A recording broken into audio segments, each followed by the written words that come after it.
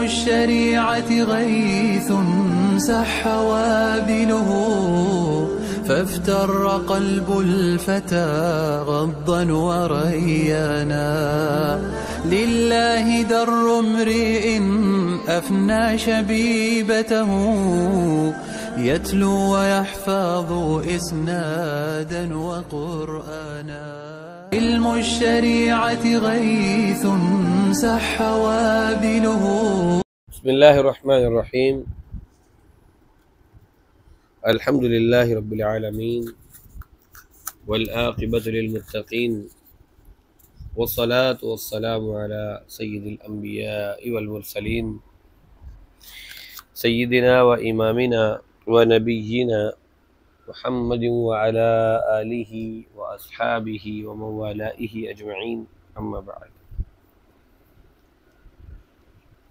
أعوذ بالله السميع العليم من الشيطان الرجيم، من حمده ونفخه ونفثه. بسم الله الرحمن الرحيم. رب زدني علما، رب زدني علما، رب زدني علما. رب اشرح لي صدري ويسر لي أمري واحلل عقدة من لساني يفقه قولي. رب يسر ولا تؤسر وتمم بالخير، رب يسر ولا تؤسر وتمم بالخير، رب يسر ولا تؤسر وتمم بالخير. اللهم لا سهل إلا ما جعلته سهلا، وأنت تجعل الحزن إذا شئت سهلا. يا حي يا قيوم برحمتك أستغيث، يا حي يا قيوم برحمتك نستغيث، يا حي يا قيوم برحمتك نستغيث.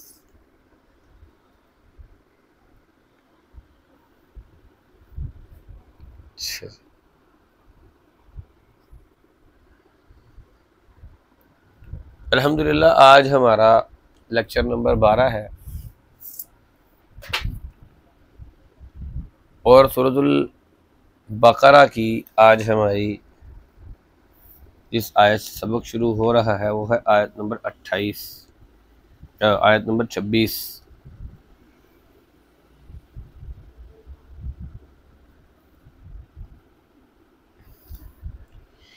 इन्नल्लाह ला यस्तही अन यदरिब मसलन मा बऊदतन फमा फौक़हा फ़अम्मल्लज़ीना आमनू फ़यक़ूलून माज़ा फ़अम्मल्लज़ीना कफ़रू फ़यक़ूलून माज़ा अरादल्लाहु बिहाज़ा मसला युज़िल्लु बिही कसीरन व यहदी बिही कसीरा वमा युज़िल्लु बिही इल्लल फ़ासिक़ीन।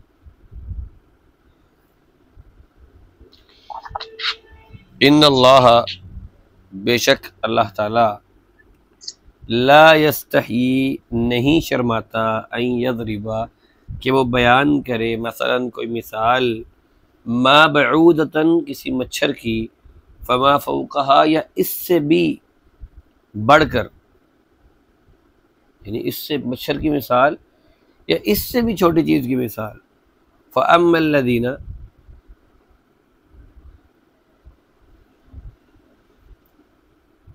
आयत दरमियान से छूट गई थी मेरे ख्याल में।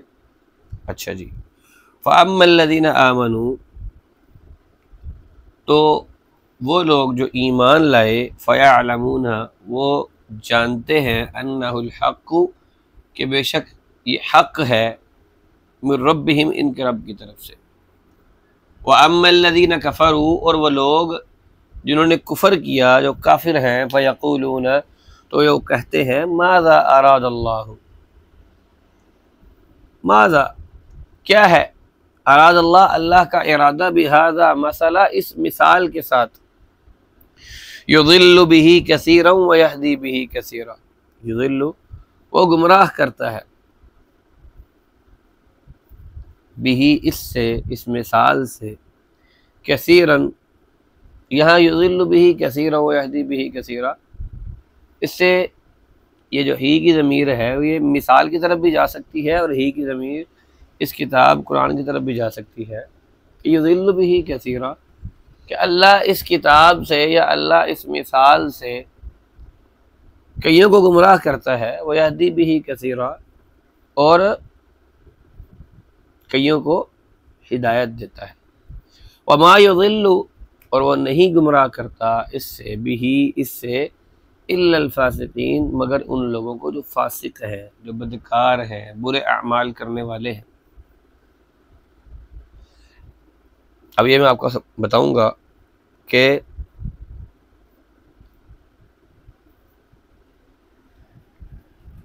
मिसाल के बयान होने के बाद अल्लाह रब्बुल इज़्ज़त किसी को गुमराह कैसे करता है और कोई हिदायत कैसे पाता है, ये इंशाल्लाह हम अभी समझते हैं। कुरान तो हिदायत की किताब है। हमने कुरान के बारे में क्या पढ़ा है? कुरान तो मुत्तकीन के लिए हिदायत है, लेकिन किसके लिए? मुत्तकीन के लिए। अब क्या आ गया यहाँ पर? फासिकीन। वमा युज़िल्लु बिही इल्लल फासिकीन, इससे लोग गुमराह भी होते हैं मगर फासिक। कि अल्लाह ताला शर्माता नहीं है हक को बयान करने में।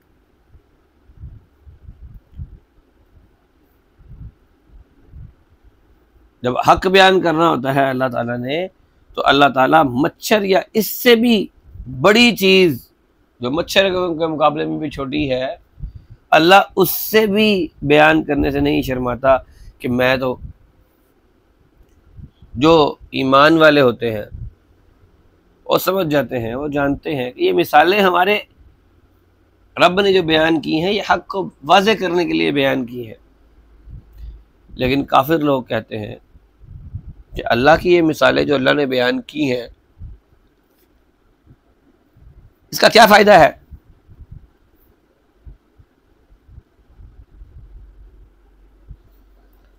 तो इन मिसालों के साथ बहुत से लोग हिदायत पाते हैं और बहुत से लोग गुमराह हो जाते हैं, और इन मिसालों से सिर्फ नाफरमान लोग ही गुमराह होते हैं।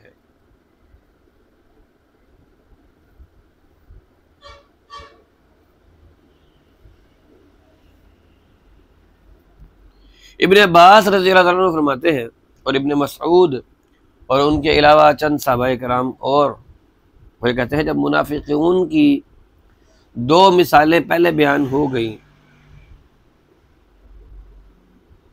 एक आग के साथ कि एक शख्स जो है वो आग जलाता है, अपने इर्द गिर्द को रोशन करता है, और जैसे ही उसे उस आग का फ़ायदा आना शुरू होता है अल्लाह उससे उसकी रोशनी छीन लेता है। एक ये मिसाल, और एक पानी की मिसाल जो पीछे गुजरी है।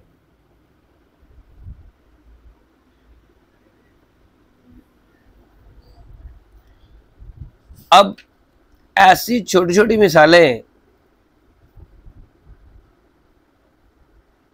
अल्लाह के शान के लायक तो नहीं है। अल्लाह ताला तो खालिक अर्ज़ समावात है।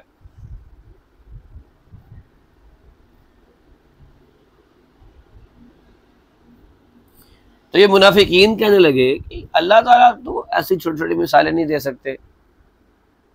तो यहाँ पर अल्लाह रब्बुल इज़्ज़त ने ये बताया कि ये आयतें जो अल्लाह ताला बयान करते हैं, जो अल्लाह ताला मिसालें तुम लोगों को देते हैं, वो तुम्हारी हिदायत के लिए, तुम्हें बात समझाने के लिए देते हैं।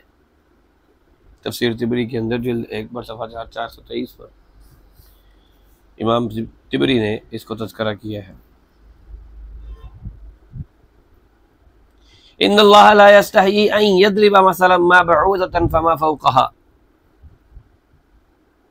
अब देखें कि चंद आयात पहले कुरान का यह दावा था कि अगर किसी को इसके कलामुल्लाह होने पर शक है तो इस जैसी कोई छोटी सी सूरत लेकर आ जाए। अब यहाँ भी कुफ़ार के एक शुबे का जवाब दिया जा रहा है। एतराज़ क्या था कि कुरान मजीद में मक्खी की मिसालें, मच्छर की मिसालें, हकीर मखलूक़ात की जो मिसालें बयान की जा रही हैं, यह इसकी अज़मत की मुनाफी है। तो जवाब इसका यह है कि सारी कायनात अल्लाह ताला इस कायनात का खालिक है, और खालिक अपनी मखलूक में से जब चाहे जिसकी चाहे मिसाल दे। इस पर तान करना, इस पर एतराज़ करना, ये कम अकली है, बेवकूफ़ी है, नादानी है, हक़ाइक़ से आंखें बंद करना है।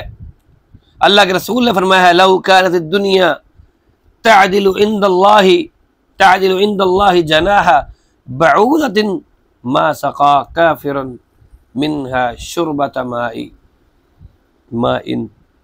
अल्लाह ताला कि हाँ, अगर इस दुनिया की मिसाल एक मच्छर के पर के बराबर भी होती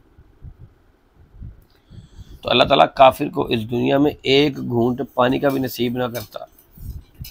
सुनन तिरमिज़ी की हदीस 2320।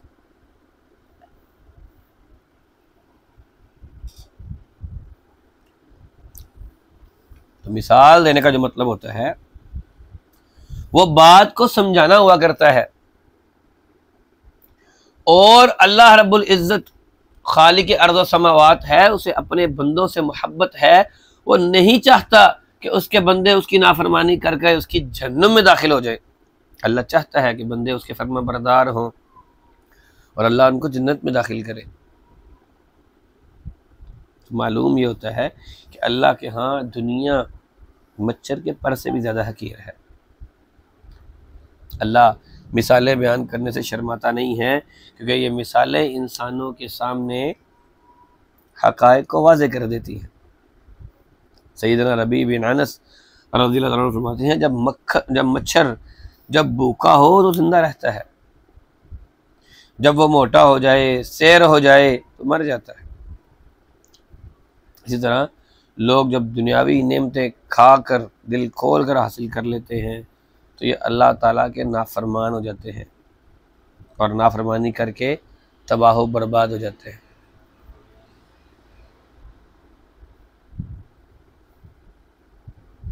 फ़अम्मल्लज़ीना आमनू फ़यअलमूना अन्नहुल हक़्क़ु मिन रब्बिहिम व अम्मल्लज़ीना कफ़रू फ़यक़ूलूना माज़ा अरादल्लाहु बिहाज़ा मसला। अब मोमिन जो अल्लाह रब्बुल इज़्ज़त की बात मानने वाला है, वो जानता है कि अल्लाह रब्बुल इज़्ज़त की तरफ से जो मिसाल आई है ये मिसाल मुझे समझाने के लिए आई है, हक को मेरी आंखों के सामने वाज़े करने के लिए आई है। ये छोटी बड़ी चीज़ की मिसाल, उसकी टेंशन नहीं होती। अल्लाह का कलाम है, हक है, उसे इख्तियार है कि अपनी चीज़ में से अपनी पैदा कर। मच्छर को किसने पैदा किया है? अल्लाह ने इसी कुरान के अंदर कहा है कि जो गैरुल्लाह को तुम आवाज़ें मारते हो, गैरुल्लाह से मदद मांगते हो, मक्खी अगर उनके खाने से कोई चीज़, कोई ज़र्रा कोई चीज़ लेकर उड़ जाए, चावलों का दाना लेकर उड़ जाए, तो ये सारे मिलके उससे वापस नहीं ले सकते। इतनी औकात नहीं है, और तुम उनको मेरे मुकाबले में पुकारते हो।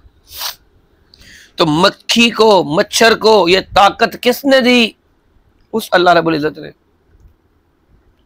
और ये मच्छर वो मच्छर है जिसे अल्लाह ताला ने हुक्म दिया तो एक लंगड़ा मच्छर नमरूद की नाक में घुस के उसकी मौत की वजह बन गया, जो कहता था कि मैं खुदा हूं। अपने रब को बोलो कि मेरे साथ जंग के लिए अपनी फौजें भेज दे। तो ये मक्खी को, मच्छर को ये ताकत, ये कुव्वत किसने दी? अल्लाह रब्बुल इज़्ज़त ने। तो अपनी मखलूक में से जिसकी चाहे जब चाहे मिसाल बयान कर दे, इस पर कोई कदर नहीं लगाया जा सकता।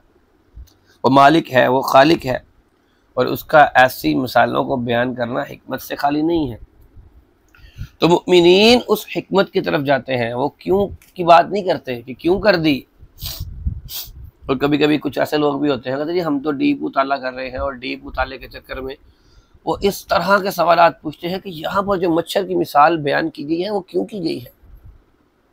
अगर वो ये मुताला करें कि यहाँ पर अल्लाह ने मच्छर की मिसाल देकर जो हक बात वाज़े की है वो क्या है, यहाँ पर जो बात वाज़े की है वो क्या की है कि अल्लाह की बात आ जाने के बाद जो मुमिन होता है वो चूके चुनाचे अगर मगर लेकिन वेकिन नहीं करता। वो कहता है अल्लाह की बात आ गई बस, इसके बाद आगे नहीं।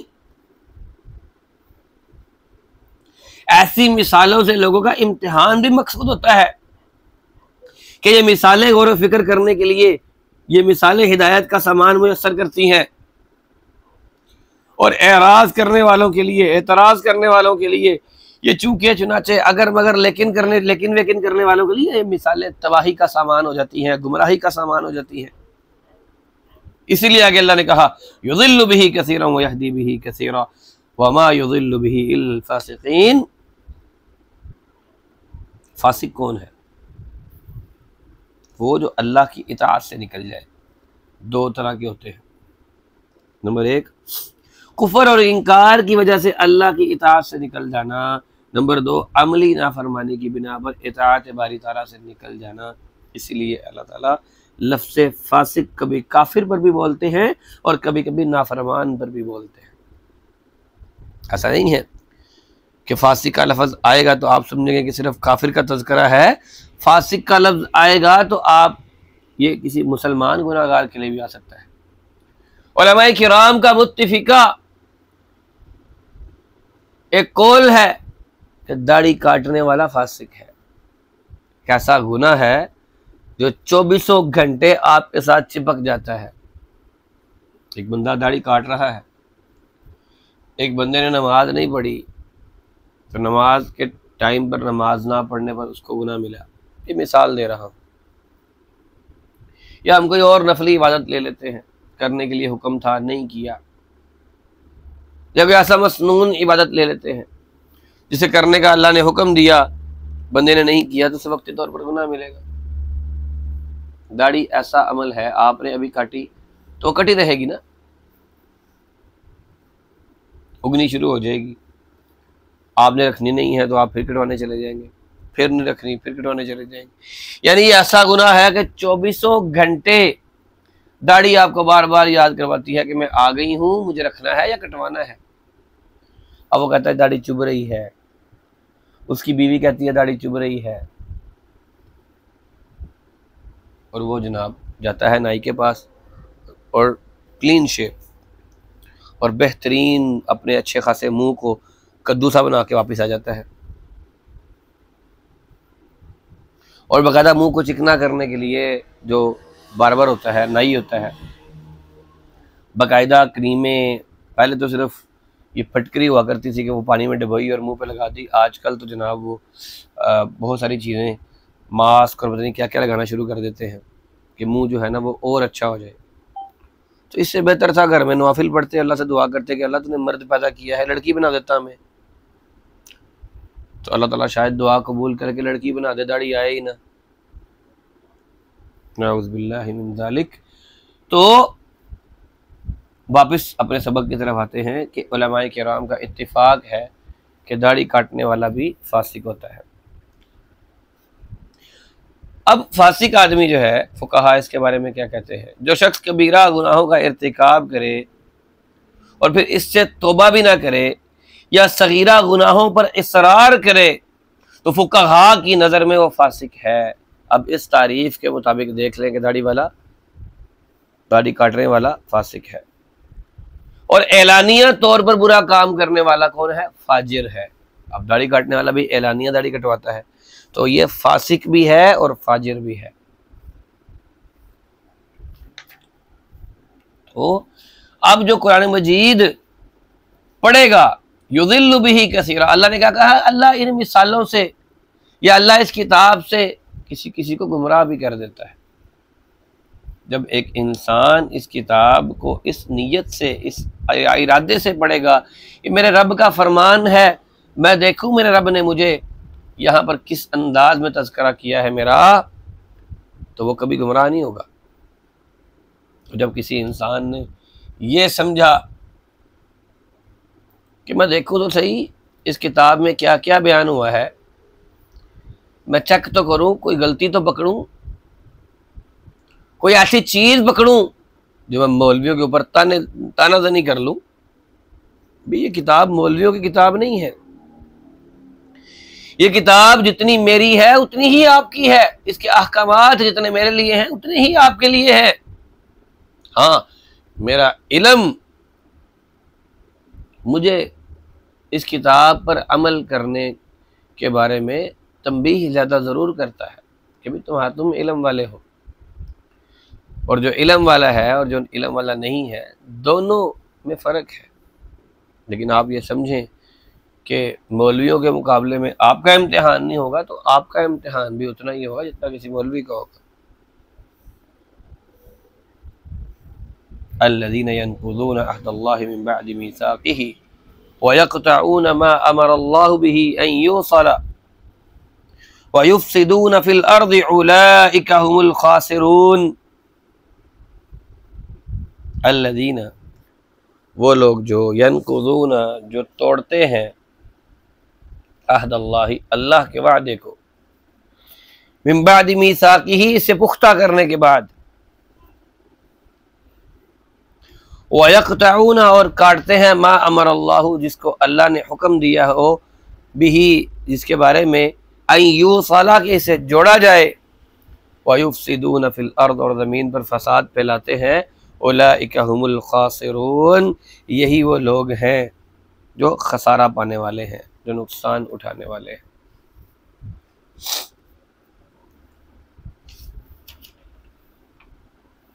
जो लोग अल्लाह के पुख्ता अहद को, अल्लाह के वादे को पुख्ता अहद कर लेने के बाद तोड़ते हैं, और जिन चीज़ों को अल्लाह ने मिलाने का हुक्म दिया है, जब जहाँ जिसको मिलाने का हुक्म दिया है, इसको वहाँ से काटते हैं और ज़मीन में फसाद फैलाते हैं, यही लोग वो हैं जो असल खसारा पाने वाले हैं। अब इस आयत में अल्लाह ताला ने उन लोगों का तज़किरा किया है जिन्होंने अल्लाह के अज़ली वादे को तोड़ा है। अज़ली वादा कौन सा है जानते हैं? बताते हैं अभी आपको। पहले समझ लें कि अहद और मीसाक में फ़र्क क्या होता है।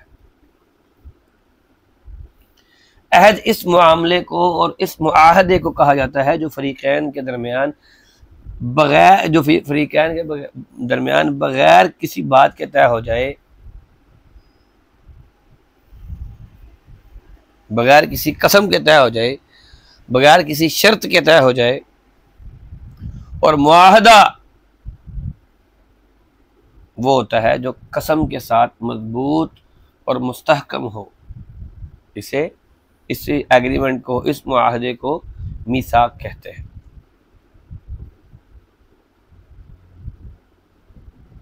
इस अहद से मुराद यहाँ पर वो अहद है जो इंसानों ने अज़ल में, जब इंसान कुछ नहीं था, अज़ल में अपने रब से किया था। कौन सा वादा?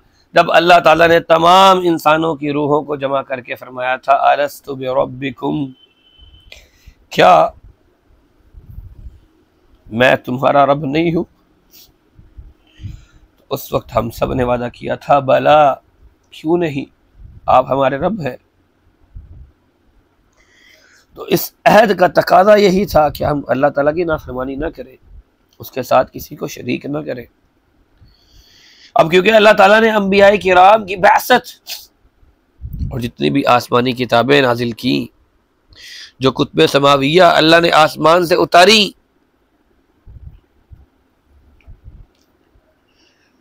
उनका मकसद, उन अंबिया का, इन किताबों का, वो इसी वादे की तजदीद और इसी वादे को अमली जामा पहनाने के लिए किया कि तुम लोग वादा करके आए हो मेरे साथ कि मेरे साथ किसी को शरीक नहीं करोगे, मेरी इबादत करोगे, टल जाओ, वापस अपने उस वादे पर आ जाओ। अल्लाह की जहन्नुम बड़ी सख्त है।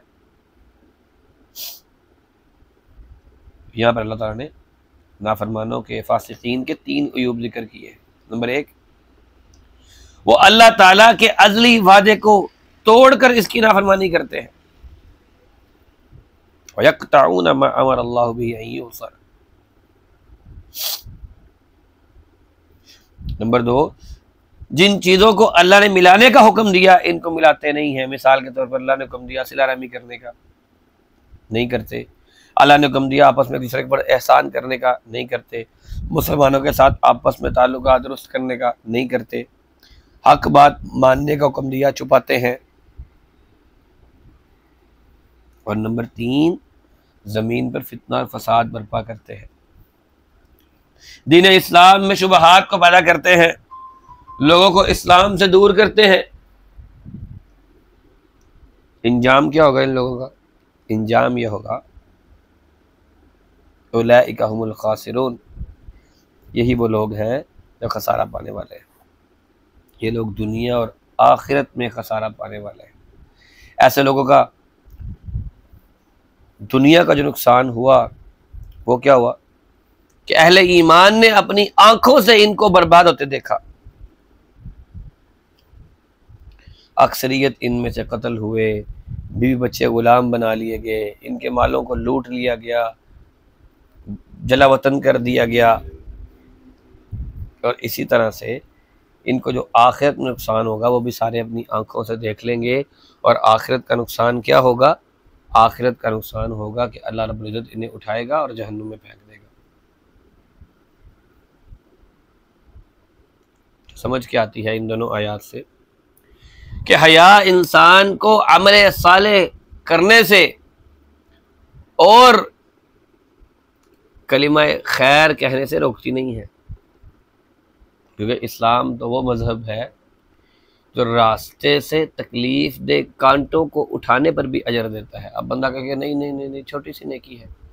एक फाहिशा, एक जानिया औरत कुत्ते को पानी पिलाती है, हाँफते हुए कुत्ते को, अल्लाह उसको बख्श देता है। दूसरी बात, ये मिसालें बयान करना मुस्तहसन अमल है जिनसे लोगों के जहन दीन इस्लाम की तरफ माइल हो जाए। तो अपनी बात करते हुए अच्छी मिसाल देना, अपनी बात करते हुए अपने कायरीन को मिसाल के साथ बात समझाना, ये अल्लाह रब्बुल इज्जत की सुन्नत है। नंबर 3, जो नेक नीयती से कुरान की मिसालों पर गौर व फिक्र करेगा अल्लाह इसको हिदायत देता है। नंबर 4, अल्लाह ताला के अहद को जो मुमिनीन होते हैं वो तोड़ते नहीं है। अल्लाह ताला से किए गए वादों को तोड़ना फासिकीन का काम है, नाफरमान लोगों का वसफ है। और नंबर 5, सिला रहमी करनी चाहिए, कता रहमी करना हराम है। अल्लाह ने यहाँ पर जोड़ने का हुक्म दिया है, काटने का हुक्म नहीं दिया। कैफ़ तकफुरून बिल्लाहि व कुंतुम अमवातन फअहयाकुम सुम्मा युमीतुकुम सुम्मा युहयीकुम सुम्मा इलैहि तुरजाऊन। कैफ़ तकफुरून बिल्लाह, तुम अल्लाह से कुफर कैसे करते हो, अल्लाह का इनकार कैसे करते हो? किस तरह? कैफ़ा, किस तरह? तकफुरून, तुम काफिर होते हो, तुम कुफर करते हो, बिल्लाहि, अल्लाह से, व कुंतुम अमवातन, और तुम थे बेजान, मुर्दा थे तुम, फअहयाकुम, इसने तुम्हें ज़िंदगी बख्शी, सुम्मा युमीतुकुम, फिर वो तुम्हें मौत देगा, सुम्मा युहयीकुम, फिर तुम्हें दोबारा जिंदा करेगा, सुम्मा इलैहि तुरजाऊन, और तुम उसी की तरफ लौटाए जाओगे, इसी की तरफ तुमने लौट कर जाना है। तुम कैसे कुफर करते हो अल्लाह ताला के साथ, हालांकि तुम मुर्दा थे, तुम कुछ भी नहीं थे, इसने तुम्हें ज़िंदा किया, फिर वो तुम्हें दोबारा, जब इस दुनिया में ज़िंदगी गुजार ली जाएगी तो तुम्हें दोबारा मार देगा, और फिर तुम्हें दोबारा क़यामत के दिन ज़िंदा करेगा, और तुमने उसी की तरफ जाना है, लौट कर जाना है।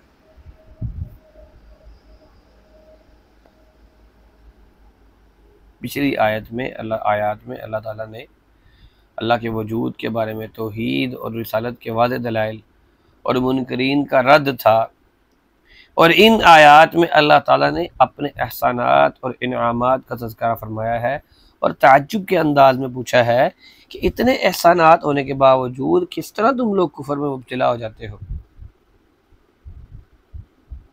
अगर ये दलाइल में गौर ख़ौज़ इंसान नहीं करता, अगर ये लोग इन दलाइल में गौर व फिक्र करते तो इनको भी अपने महसिन का एहसानमंद होना चाहिए, क्योंकि अपने महसिन के एहसान की कदर करना शरीफुन नफ्स इंसान की फितरत है। जिस शख्स में गैरत की कमी होती है वो अपने महसिन को भूल जाता है।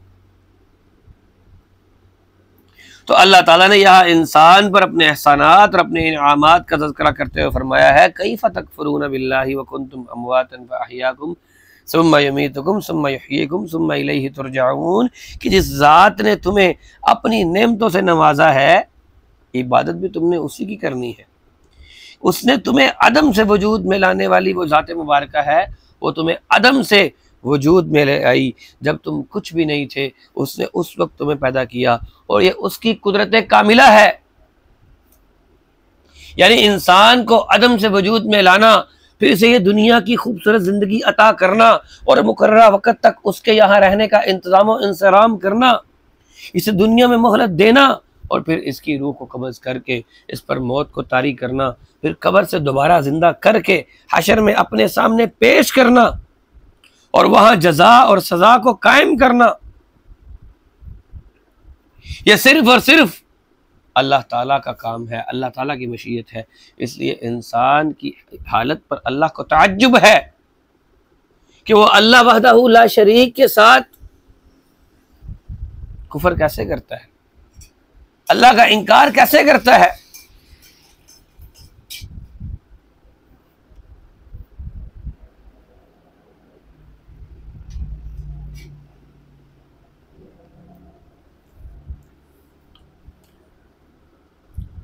हुवल्लज़ी खलक़ लकुम मा फ़िल अर्ज़ि जमीअन सुम्मा इस्तवा इलस समाइ फ़सव्वाहुन्ना सबअ समावातिन व हुवा बिकुल्लि शैइन अलीम। हुवल्लज़ी, वो ज़ात, खलक़ लकुम, खलक़ जिसने पैदा किया, लकुम तुम्हारे लिए, मा फ़िल अर्ज़ि जो कुछ ज़मीन में है, जमीअन सब का सब, सुम्मा इस्तवा फिर वो खुद मुस्तवी हुआ, इलस समाइ आसमान की तरफ, फ़सव्वाहुन्ना और उसने फैला दिया, बना दिया, सबअ समावातिन ठीक ठीक बना दिया 7 आसमानों को, वह हुवा बिकुल्लि शैइन अलीम और वो हर चीज़ पर खूब, हर चीज़ को खूब जानने वाला है। वही अल्लाह वो ज़ात है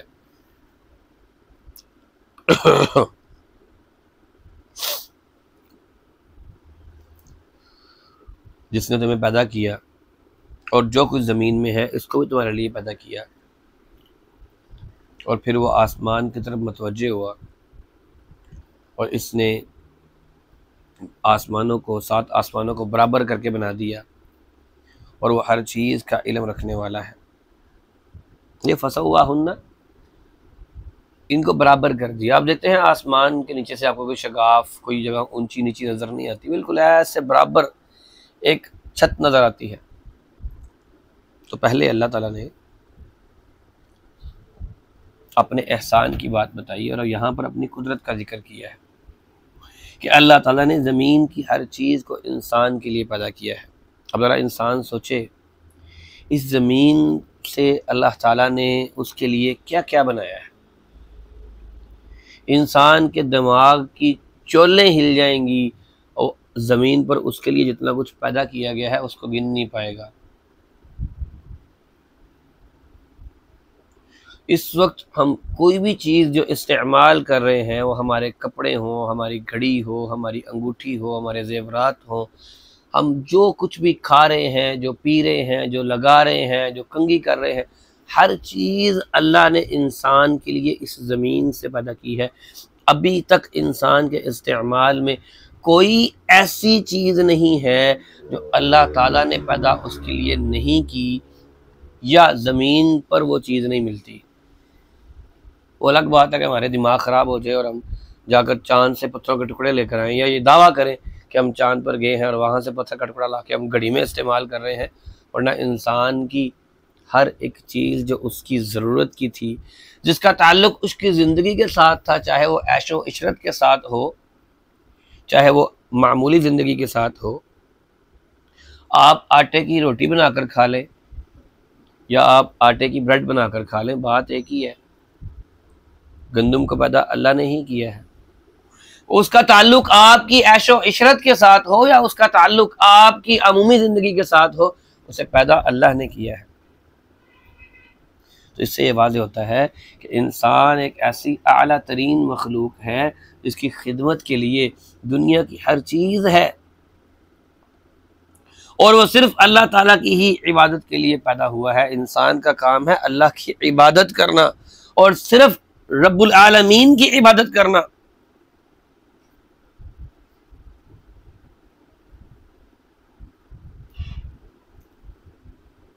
इसीलिए उलमाए किराम फरमाते हैं जब हर चीज़ पैदा ही इंसान के लिए की गई है तो फिर हर चीज़ में असल अबाहत हुई। हराम सिर्फ वो होगी जिसे शरीयत मुतहरा वाज़े फरमा दे या जो चीज़ हुर्मत के दलाइल पर पूरी उतर जाए। कुछ चीज़ें ऐसी हराम हैं जो वाज़े कर दिया गया है कि ये हराम है, ये हराम है, ये हराम, बाकी सब कुछ हलाल है। और कुछ चीज़ें ऐसी हैं जो डायरेक्टली तो हराम नहीं कही गई लेकिन हुर्मत के जो दलाइल दिए गए हैं कि क्या चीज़ किस वजह से हराम है वो उन पर पूरा उतरती है, इसलिए हराम है। तो हलाल चीज़ों की दलील तलाश करने की ज़रूरत नहीं है, जो कुछ भी हलाल है वो सब का सब मौजूद है। हराम के बारे में वाज़े बता दिया गया है क्योंकि अल्लाह ताला ने तमाम अशिया को लोगों के नफ़ा और फ़ायदा के लिए पैदा किया है। तो भी इंसान चाहिए कि अल्लाह ताला की पैदा करदा जो चीज़ें हैं उनको ना खुद गैरुल्लाह के सामने झुके, ना अल्लाह की पैदा करदा चीज़ों को गैरुल्लाह के नाम पर इस्तेमाल करे। और तुम जानवरों को अल्लाह के लिए ज़िबा करो, तुम्हारे लिए इबादत है। तुम वो जानवर जो अल्लाह ने पैदा किए हैं तुम्हारे खाने के लिए, पीने के लिए, तुम अल्लाह के सामने कुर्बान करते हो, या अल्लाह मैं तेरा बंदा हूँ, मैं तेरा आजिज़ सा बंदा हूँ, ये अपनी एक जमा पूंजी मैंने ली है, इससे मैंने जानवर लिया है, तेरी राह में कुर्बान करता हूँ, गुरबार मसाकीन को खाना खिलाऊंगा। यही काम तुम गैरुल्लाह के लिए करो। तो एक इंसान के लिए अगली आयत में आ रहा है, आज तो मेरे ख्याल में छुट्टी है ना, किसी को टेंशन तो नहीं है आज, क्योंकि आज नोटिफिकेशन आया हुआ है। अच्छा जी, तो अब वो इंसान जो अल्लाह की इबादत के लिए पैदा किया गया है, अल्लाह ने सारी चीज़ें दुनिया के अंदर उसके लिए हलाल कर दी। हम जानवर जो भी खा लेते हैं, हम गाय खा सकते हैं, बकरी खा सकते हैं, छतरा खा सकते हैं, बकरे खा सकते हैं, हिरने खा सकते हैं। अब जानवरों को अल्लाह ने जो पैदा किया है हमारे लिए पैदा किया है और हमें उनको खाने में कोई जुल्म महसूस भी नहीं होता।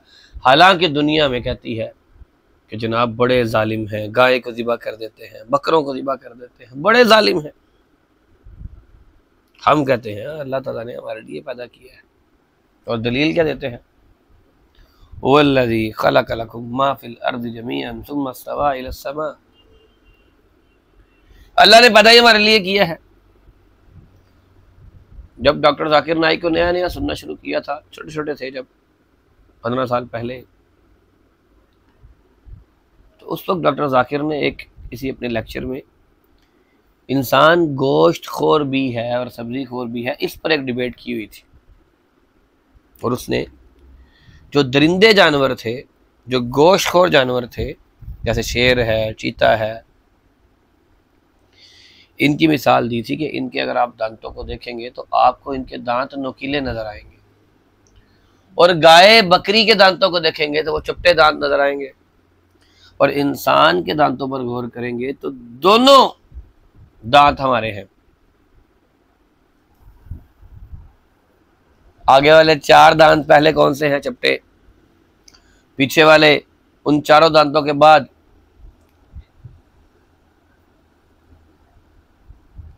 4 दांत ऐसे हैं या 6 दांत ऐसे हैं जिनकी नोकें हैं, उसके पीछे दाढ़े हैं। तो इंसान गोश्तखोर भी है और इंसान सब्जी खोर भी है। अब अल्लाह ताला ने उसको सब्जी डाइजेस्ट करने के लिए भी मैदा दिया है। आप शेर को सब्जी खिलाएं, उसे डाइजेस्ट ही नहीं होगी, हजम ही नहीं होगी। अक्सर जानवर जो दरिंदे होते हैं घास उस वक्त खाते हैं जब उनका पेट खराब होता है या पेट में कोई मसला होता है। मैंने बिल्ली को घास खाते देखा है, उस वक्त जब बिल्ली बीमार थी, तो पेट में मसला था, वरना वो गोश्त खाती है। अल्लाह ताला ने हर चीज जब इंसान के लिए पैदा की है तो फिर इंसान उन चीज़ों को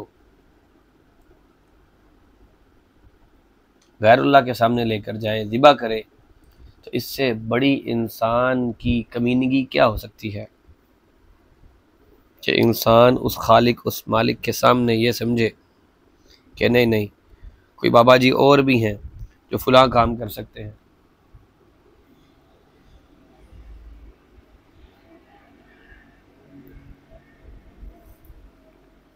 अच्छा जी, अब यहाँ पर आया सुम्मा इस्तवा इला समाई फसव्वाहुन्ना सबअ समावातिन व हुवा बिकुल्लि शैइन अलीम।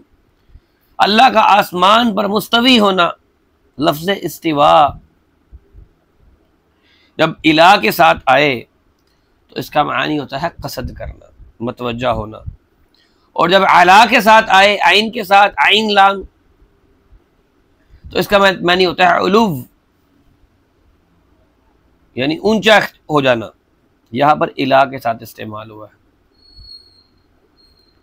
तो इसलिए यहाँ पर जो मतलब आएगा वो मतलब आएगा इरादे का, मकसद का।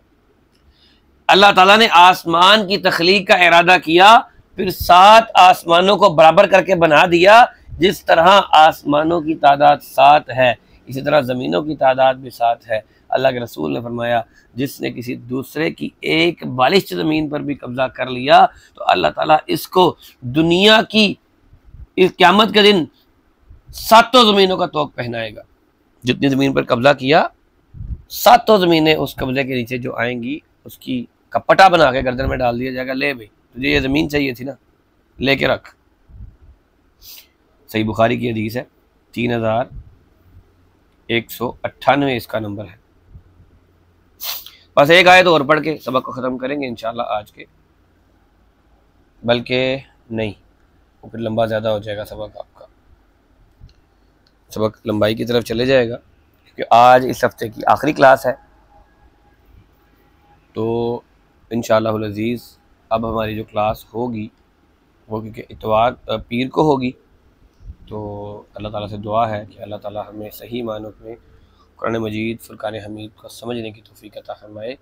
और आप लोगों से मेरी दरख्वास्त है, कहीं पर किसी आयत के बारे में आप लोगों को लगे कि यहाँ पर किसी बात की वजाहत रह गई है, तो या ये वाली बात समझ नहीं आई, तो आप लोग उसे पूछ सकते हैं, कह सकते हैं कि जी ये वाली जो आयत थी इसमें फ़लाँ बात की जो वजाहत है वो मुकम्मल नहीं हुई या कम हुई है, ताकि उसको वाज़ेह कर दिया जाए। क्योंकि ज़ाहिर बात हमने पीछे बार बार तो नहीं जाना, ठीक है, तो इसलिए साथ साथ ही बता लिया करें कि यहाँ पर ये कोई कमी रह गई है। मैं भी इंसान हूँ, कोई चीज़ रह जाती है, कभी कभी जहन में नहीं आती। कोशिश तो यही होती है कि ऐसा ना हो, लेकिन फिर भी इंसान होने की जो एक इल्लत है वो तो है ना, भूल सकता हूँ, आगे पीछे हो सकती है, जहन में होती है तो रह जाती है, ठीक है। तो कभी कभी सबक के बाद भी जब मैं मैसेज में कहता हूँ आप लोगों को कि किसी का कोई सवाल हो तो कर ले, तो वो आपकी रिकॉर्डिंग का हिस्सा ही होता है। तो आप लोग उसमें कह सकते हैं कि जी यहाँ पर ये वाली आयत में इस चीज़ की आपको तो आपने वजाहत नहीं की है, अभी कम वजाहत हुई है, अभी हमें समझ नहीं आई, मज़ीद समझा दें। और इसमें कोई बुराई वाली बात नहीं है, जो सवाल करता है वो आगे निकलता है, ये बात जहन में रखें। मेरे उस्ताद जब सबक पढ़ाते थे ना, तो उस्ताद की नज़रें मेरी तरफ होती थी कि ये अभी बोलेगा, ये अभी सवाल करेगा, और जैसे ही उस्ताद चुप करता था मैं साथ कहता था उस्ताद जी मुझे पहले ही पता सी तू बोलेगा, हाँ जी बोलो, ठीक है। तो सवाल किया करें, सवाल करना अगले के इल्म में भी इजाफा करता है और आपके लिए भी इल्म को आसान कर देता है, और सवाल करना कोशिश में आता है। और अल्लाह के रसूल का फरमान है, मन जद्द वजद, जो शख्स कोशिश करता है वो पा लेता है, ठीक है। तो मुझे उम्मीद है कि अल्लाह ताला हमारा ये सफ़र है तफसीर का, ये अल्लाह इसी तरह से इसको बेहतरीन अंदाज में जारी रखेगा, और अल्लाह ताला हमें ज़रूर इस बात की तौफीक बख्शेगा कि हम इस किताब को अच्छे तरीके से समझें, और मुझे ये तौफीक बख्शेगा कि मैं ख़ुद इसको अच्छे तरीके से पढ़ पाऊँ और आप लोगों को इसे अच्छे तरीके से पढ़ा पाऊँ। और अल्लाह ताला से दुआ है, अल्लाह ताला हमें इस किताब का आमिल बना दे, हमें इस किताब का आलिम बना दे, और हमें इस किताब के ज़रिए अपनी रहमत हम पर कर दे, और हमारे लिए इस किताब को बख्शिश का ज़रिया बना दे। कल क़यामत का दिन हो, ये किताब हमारे लिए बादलों का साया हो, ये किताब हमारे लिए छाँव हो, ये किताब कल क़यामत के दिन हमारे लिए वकील हो, अल्लाह से हमारी बख्शिश के लिए ये किताब वो किताब हो जो बात करे कि अल्लाह ये तेरा बंदा है, मुझे पढ़ता रहा है, मेरे लिए कोशिश करता रहा है, अल्लाह तो इसको बख्श दे। तो अल्लाह ताला ज़रूर ज़रूर बख्श देंगे। अल्लाह ताला बड़ा ही रहम करने वाला है, बड़ा ही रहीम और बड़ा ही करीम है। हम उससे उसकी रहमत का, उसके करम का सवाल करते हैं और अल्लाह ताला तमाम तर मामलात के अंदर खैर वाला मामला कर दे, आफ़ियत वाला मामला कर दे। जो बीमार हैं उन्हें सेहत और तंदुरुस्ती अता फरमा दे। जो परेशान हाल है अल्लाह उनकी परेशानी को दूर कर दे। जो मरीज़ है, मुस्तकिल मरीज़ है, अल्लाह उन्हें सेहत कामिला आजिला मुस्तमिर्रा अता फरमाए। जो बे औलाद हैं अल्लाह उन्हें औलाद नरीना की नेमत से नवाजे। जिनके बेटे हैं अल्लाह उन्हें बेटे अता फरमाए। जिनकी बेटियां हैं अल्लाह उन्हें बेटे अता फरमाए। अल्लाह ताला हमारे मामलात को हल कर दे। जो परेशानियां, जो तकलीफ़ें ऐसी हैं जिनकी वजह से हम मामलात में उलझे हुए हैं, हमारे जहन उलझे हुए हैं, हमारे क़ुलूब उलझे हुए हैं, अल्लाह उन मामलात को हल कर दे। अल्लाह ताला क़ादिर है हर एक मामले को हल करने में। सुब्हान रब्बिक रब्बिल इज़्ज़ति अम्मा यसिफ़ून व सलामुन अलल मुरसलीन वल्हम्दुलिल्लाहि रब्बिल आलमीन। सवाल किसी का हो तो वो कर सकता है। इल्मु शरीअति गैथुन सह वाबिलुहु फफ्तर्र क़ल्बुल फता गद्दन व रय्याना लिल्लाहि दर्रु इम्रिइन अफ़ना शबीबतहु यत्लू व यहफ़ज़ु इस्नादन व क़ुरआना।